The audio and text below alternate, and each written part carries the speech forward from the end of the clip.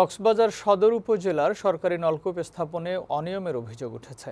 নলকূপ পেতে সরকার নির্ধারিত অর্থের কয়েক গুণ বেশি খরচ করতে হয়েছে বলে জানিয়েছে স্থানীয়রা। তারপরও সব নলকূপ স্থাপন করা হয়নি। নির্ধারিত সময়ে মাত্র 3 ভাগের 1 ভাগ কাজ শেষ করে চলে গেছে ঠিকাদারি প্রতিষ্ঠানের লোকজন। ফলে নিরাপদ পানি থেকে বঞ্চিত হচ্ছে স্থানীয়রা। কক্সবাজার সংবাদদাতা শাহজাহান চৌধুরী শাহিনের পাঠানো প্রতিবেদন, জানাচ্ছেন কানিজ নুসরাত।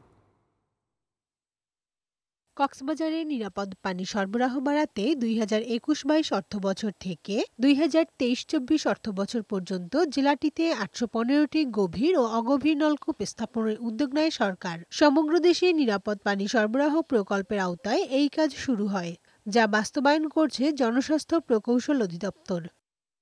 স্থানীয়দের অভিযোগ, এসব নলকূপ পেতে সরকার নির্ধারিত টাকার থেকে কয়েক গুণ বেশি পরিশোধ করতে হয়েছে। তারপরও নির্ধারিত সময় শেষ হয়নি নলকূপ স্থাপনের কাজ।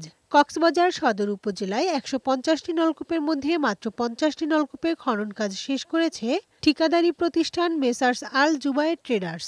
বাকিগুলোর কাজ সম্পন্ন করার কোনো উদ্যোগ নেই।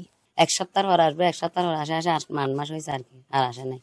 বিভিন্ন কজ দেখাইছে আর কি, আমাকে এটা করতে হবে, এটা দিতে হবে। 2 মাস পর্যন্ত আজকে আমার সাথে কোনো যোগাযোগ হয় নাই। যদি পানি পাইতাম আমাদের টাকা কাজে দুঃখ হতো না।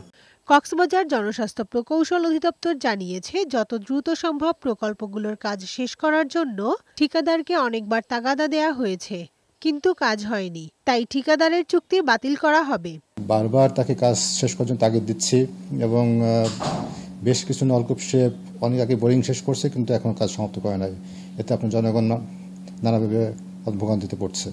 তবে আমরা তার বিরুদ্ধে আপনার অ্যাকশনে যাচ্ছি। অলরেডি সিদ্ধান্ত হয়েছে যে তার চুক্তি বাতিল করা।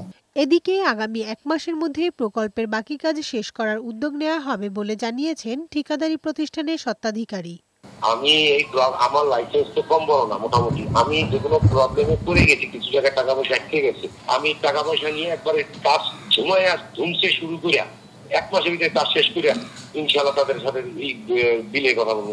আগামী 3 বছরের মধ্যে কক্সবাজার জেলায় দরিদ্রদের জন্য সুপেয় পানি নিশ্চিত করা হবে বলে জানিয়েছে নিরাপদ পানি সরবরাহ প্রকল্প সংশ্লিষ্টরা।